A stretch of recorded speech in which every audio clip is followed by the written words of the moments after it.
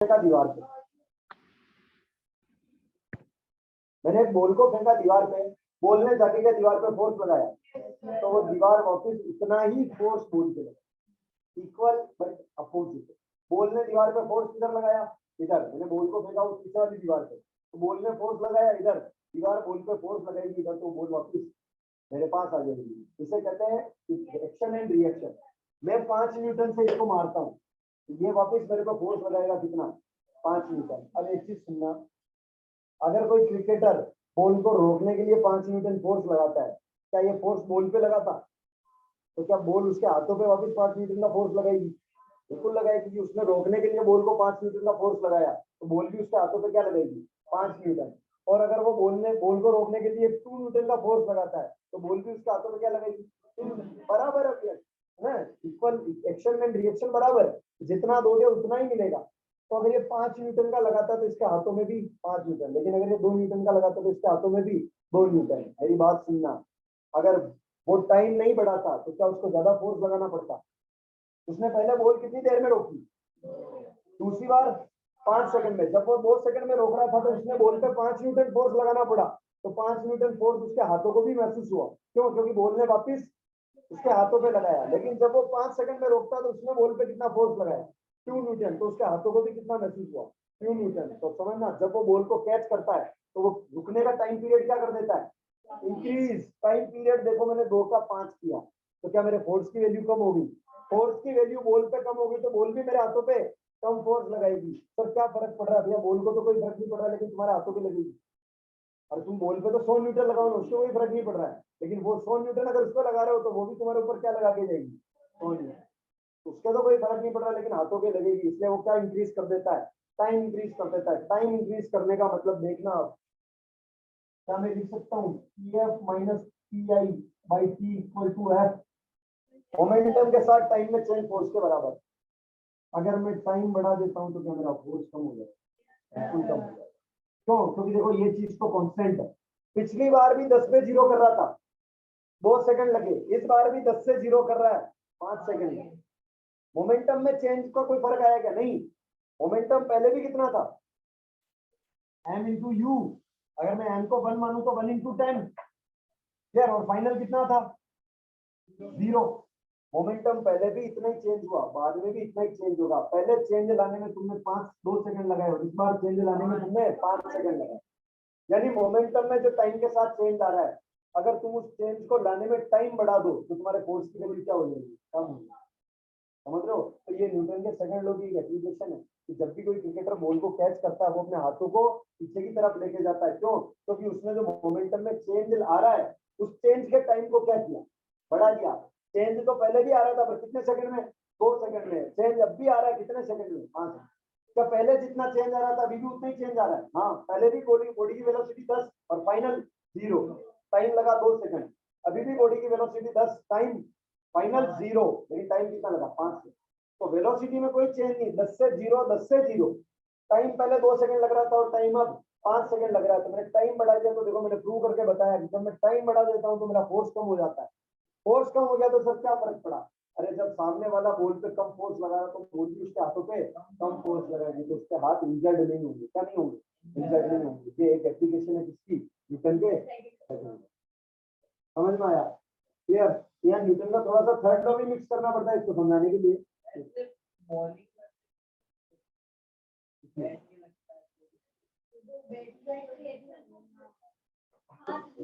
वो action reaction. Clear? अब एक और वहां टाइम का एक्शन रिएक्शन। अब एक और चीज देखें, जब हम सीमेंटेड रोड पे गिरते हैं तो हमें ज्यादा चोट लगती है, और यही अगर हम रेत में गिरते हैं तो हमें कम चोट लगती है। फ्रिक्शन का कोई रोल नहीं है। सुने, हार्ड स्मूथ का फर्क है यहाँ पे। देखें, जब मैं जैसे चल रहा हूँ, ठीक है ना, जैसे समझ लो एक छोटा बच्चा दौड़ रहा है, बाबू दौड़ रहा है और वो गिर गया। अब वो सीमेंटेड रोड पे गिरता है, क्लियर? तो वो उसकी बॉडी मोशन में थी, वी वेलोसिटी, गिरा तो किसमें आ गया, रेस्ट में। क्या वी से यू चेंज आया, किसमें आया, मोमेंटम में। बाबू का मास है, क्लियर? वो गिर गया, वो गिर गया तो उसकी वेलोसिटी क्या हो गई, 0। ठीक है, मोमेंटम में चेंज आया। लेकिन अगर वो रेत में गिरता है तो चेंज आने का टाइम बढ़ गया। क्यों?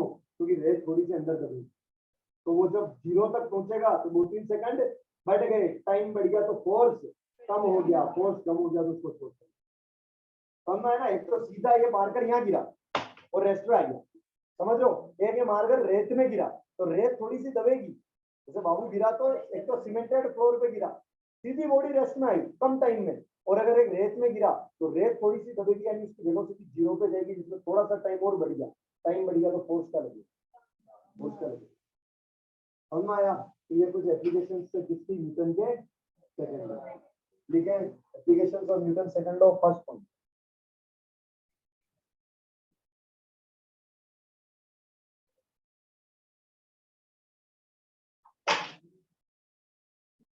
Force is while catching the ball.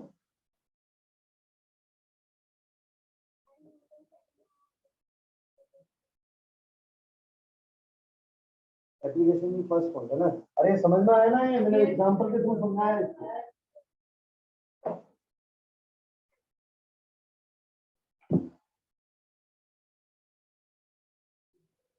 देखिए force equal to change in momentum upon time.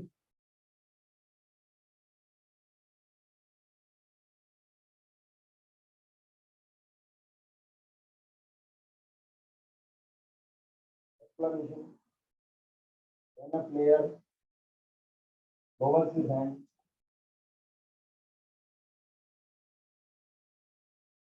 the time to stop the ball is increased. The time to stop the ball is increased.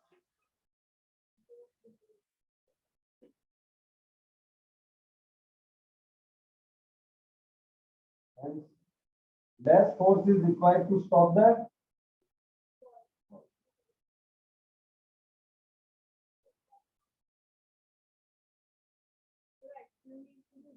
Explanation मेरा first point है explanation, ये सब क्यों करता है, explanation. Increase and less force is required to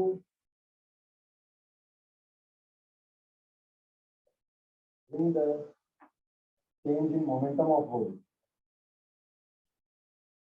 अरे क्या जब जब बॉडी की वेलोसिटी चेंज होगी तब तक मोमेंटम भी प्रोड्यूस होगा, की बात है। v है u है तो मास चेंज होगा नहीं, मोमेंटम चेंज होगा उसका बॉडी का, change in momentum of ball.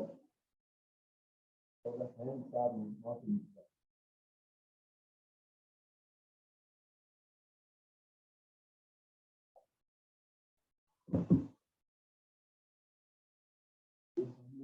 इतना तो पानी नहीं पिया मैंने, 15 सेकंड से आगे। अरे मेडिसिन बिल्कुल सूट नहीं है, देखो ना रोड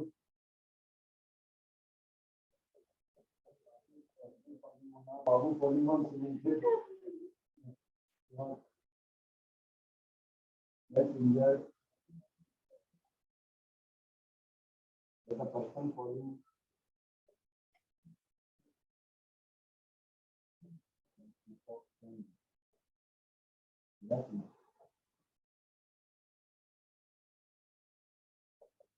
बेटा पहले हम भी करते थे गांव में, मकान के काम चलते थे तो ऊपर से नीचे रेत में कूद जाते, और ऐसे सीमेंटेड रोड पे कूद जाओ, ठीक है ना, सीमेंटेड रोड पे कूद जाओ यार, क्या नहीं टाइम ज्यादा लग गया, टाइम ज्यादा लग गया तो फोर्स क्या होगा।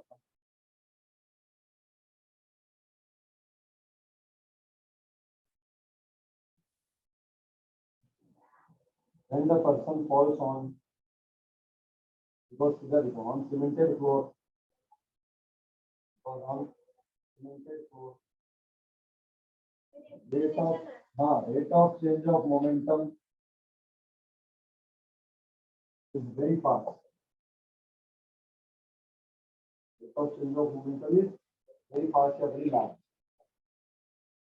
देखो एक चेंज ऑफ मोमेंटम की बात नहीं कर रहा, रेट ऑफ यानी मोमेंटम में चेंज आया टाइम के साथ और वो बहुत जल्दी आया, बहुत जल्दी आया तो फोर्स बहुत ज्यादा लगा, अरे टाइम कम हो गया तो फोर्स ज्यादा हो गया, है ना, वेरी लार्ज, टाइम ज्यादा तो force come, large force is exerted on the body।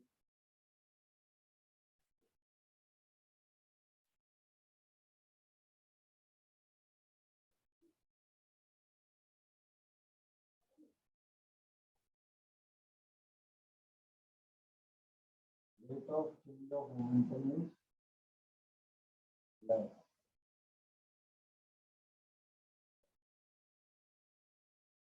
Less force to do.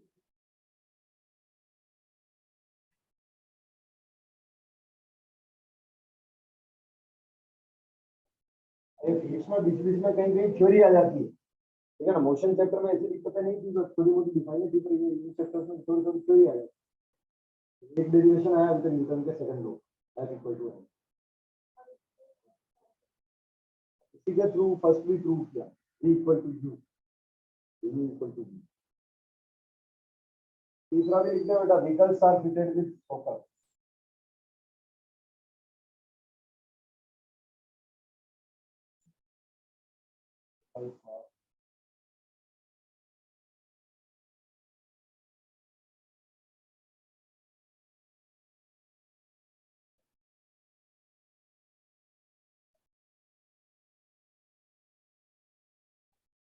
This is also an example of application of Newton's second law of motion.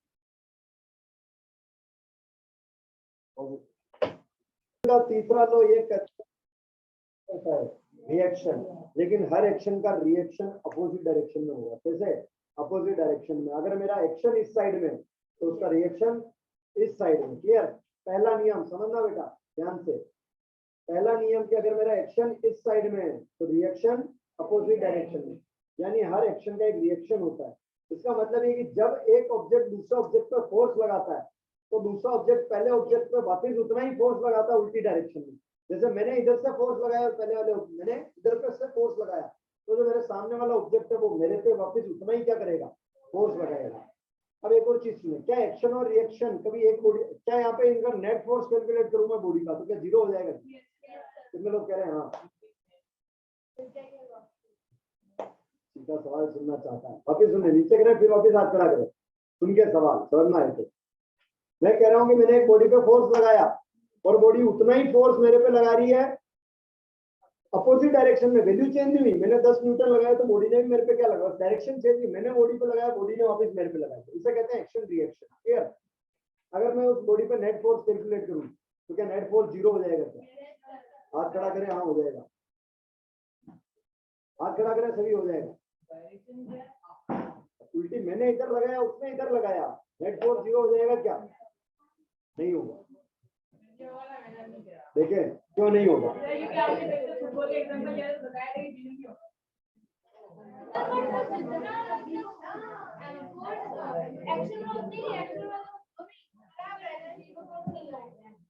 यही तो बात नहीं होगा। फिर भी फिजिक्स देखो, नहीं बैलेंस में नहीं होगा। देख तो सही, देख तो सही भाई, देख तो सही। ये एक दीवार है फॉर एग्जाम्पल, ये ऐसे समझ लें कि ये बॉडी है, बॉडी बी, और ये है बॉडी ए। ए ने बी पे फोर्स लगाया 10 मिनट, दूर दूर करके बता रहा हूँ मैं ताकि समझना आप। ये इसको फोर्स लगाने जाएगी तो पास ही जाएगी। ए ने बी पे फोर्स लगाया कितना? 10 न्यूटन। तो बी ए पे कितना फोर्स लगाएगी? 10। अच्छा ए पे नेट फोर्स कितना है? 10। नेट का कोई डायरेक्शन थोड़ी होता है क्या? नेट का डायरेक्शन 10, इस पे कितना है? तो जीरो जल्दी। बाबू ये अलग अलग बॉडीज पे लग रहे हैं, और हमने जो बैलेंस फोर्स निकाले थे वो एक ही बॉडी पे निकाले थे हमने। एक ही बॉडी में जब कह रहा हूँ कि मैंने सामने वाले पे फोर्स लगाया, सामने वाले ने मेरे पे लगाया, उसने मेरे पे लगाया, मैंने उस पे लगाया, मैंने उस पे लगाया, उसने मेरे पे लगाया।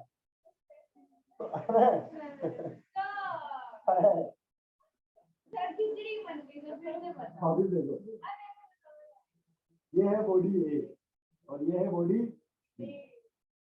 इसको थोड़ा अभी एक ये बॉडी है, इसको एक आदमी इधर खींच रहा है 10 न्यूटन से और एक आदमी इधर खींच रहा है 10 न्यूटन से। बताओ इसमें नेट फोर्स कितनी बात है?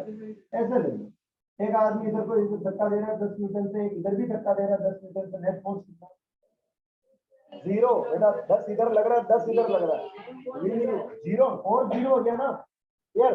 ये 10 तो उधर वाला -10, ये अगर इसको तुम 10 मान लो तो इधर वाला -10। अगर ये 10 है तो ये -10 है, नहीं माइनस मतलब इसकी उल्टी डायरेक्शन में, ये नेट क्या हो जाएगा? जीरो। अगर तुम इसको 10 मान लो तो इधर वाला उल्टी डायरेक्शन में लग रहा था, ये -10। और यहाँ देखिए ये बॉडी ये है, इसके पता नहीं क्या जमी, इसने इसके थप्पड़ मारा और फोर्स कितना लगाया 10 न्यूटन। और जब इसने 10 न्यूटन से थप्पड़ मारी तो इसके हाथ नहीं, इसने नहीं मारी, उसके हाथ को भी कितना महसूस हुआ 10। समझ रहे हो? या फिर ऐसे समझ लो इसने इसको थप्पड़ मारी थी, इसने वापस इसके मारी। यानी कि यह है एक्शन और रिएक्शन। एक बॉडी जब दूसरी बॉडी पे जितना फोर्स लगाती है, दूसरी बॉडी उतना ही फोर्स पहली बॉडी पे लगाती है जिसमें पहले उसको फोर्स लगा देता है। क्लियर? तो मेरी बात सुनना, देखो इसमें 10 न्यूटन लगाया, ये 10 न्यूटन तो बी पे लग रहा है, और इसने जो फोर्स लगाया वो किस पे लगाया? ए पे। तो बताओ ए पे नेट फोर्स कितना है? इसमें और कोई फोर्स लग रहा है क्या ए पे? नहीं, तो नेट फोर्स क्या लग रहा है? बी पे नेट फोर्स।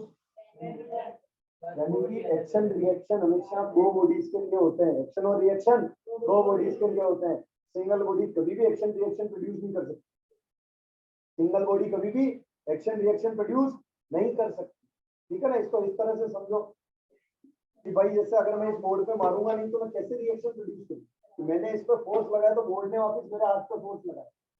क्या तो एक्शन रिएक्शन तो अलग अलग बॉडीज पे होते हैं, और कभी भी हम वो अलग अलग बॉडीज के फोर्स को कैंसिल नहीं कर सकते। फोर्स हमेशा एक बॉडी के कैंसिल होते हैं। अरे समझ रहे हो ना? ये इस बोतल को खींच के ले जा रही है 10 न्यूटन से, मैं मेरे मोबाइल को खींच के ले जा रहा हूँ 10 न्यूटन से, और तुम बोल दो नेट फोर्स जीरो। उसका फोर्स अलग है, इसका फोर्स अलग है, लेकिन अगर हम इस मोबाइल को, वो भी 10 न्यूटन से, मैं भी 10 न्यूटन से, तो इस मोबाइल पे अब नेट फोर्स जीरो। समझ रहे हो ना? और इसने बोतल पे फोर्स लगाया मैंने, तो ए ने बी पे लगाया, बी ने ए पे लगाया, सबके अलग अलग चार्टे रखे, तो फोर्स अलग अलग है, तो एक्शन रिएक्शन कभी भी कैंसिल नहीं होते हैं। रीजन पूछ रहा है क्यों? क्योंकि ये अलग अलग बॉडीज पे लगते हैं। क्या ये एक्शन था क्या? तो ये इसका रिएक्शन था। एक्शन इस बॉडी बी पे लग रहा है, तो उसका रिएक्शन ए पे लग रहा है। तो एक्शन हमेशा दूसरी बॉडी पे लगता है और रिएक्शन हमेशा दूसरी बॉडी पे लगता है। वैल्यू सेम है, डायरेक्शन उल्टी है, लेकिन फिर भी कैंसिल नहीं होंगे क्योंकि अलग अलग बॉडीज है।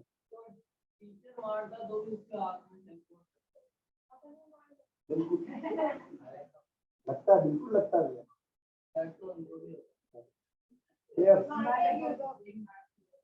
ठीक है, समझ में आया? तो देखो न्यूटन का थर्ड लॉ क्या कहता है? For every action there is equal and opposite reaction. It states that for an every action there is equal and opposite reaction. ठीक है, फिर कुछ पॉइंट्स बना के लिखेंगे कि action and reaction can not be cancelled with each other. Without action reaction can not produce. Clear? जब तक कोई एक्शन नहीं करेगा उसको रिएक्शन नहीं मिलेगा। Without action reaction can not B produce. Action and reaction cannot cancel each other. Why? Because they are acting on two different bodies. इस पे एक्शन बी पे लग रहा है तो इसका रिएक्शन ए पे लग रहा है। वही तो बात होगी कि ये बोतल को खींच के ले जा रही है, मोबाइल को कैंसिल कैसे कर दोगे? ऑब्जेक्ट अलग अलग है, वो बोतल पे लग रहा है, मोबाइल पे लग रहा है, कैन नॉट कैंसिल। इनको ऐड भी नहीं कर सकते और कैंसिल भी नहीं कर सकते। बॉडी ठीक है ना? बिल्कुल बॉडी अलग होगी। क्लियर? तो लिखा है it states that for every action,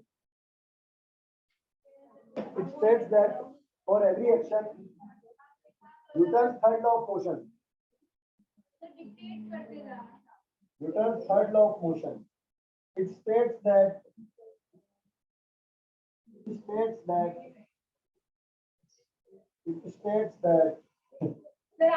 for every action there is an equal and opposite.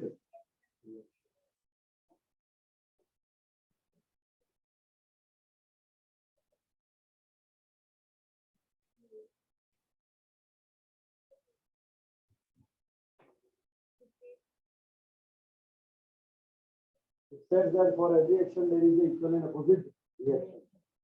Without action, reaction cannot be produced. Action and reaction cannot be added or cannot be cancelled. Add तो खैर हो नहीं सकता क्योंकि opposite direction में, पर opposite direction में इसका मतलब ये नहीं कि क्या कर दो, कैंसिल कर दो, because they are acting on two different body. तो कुछ पॉइंट्स टू पॉइंट, कुछ पॉइंट्स लिख लें इसके। First, without action reaction can't be produced. Without action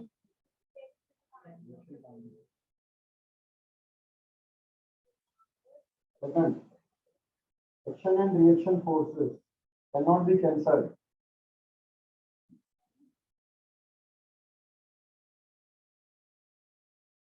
Though they have equal magnitude and opposite direction. Not be cancelled.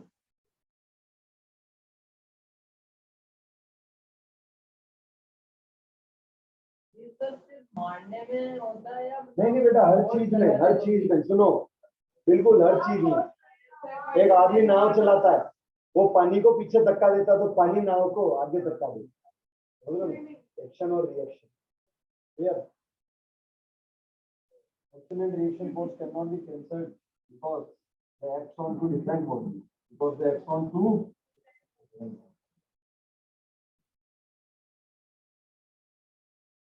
लेकिन अब थोड़ा ना करें उससे, कैंसिल कर दिया। अरे समझ में आया बेटा, एक ही बॉडी नहीं है, कैंसिल नहीं होंगे।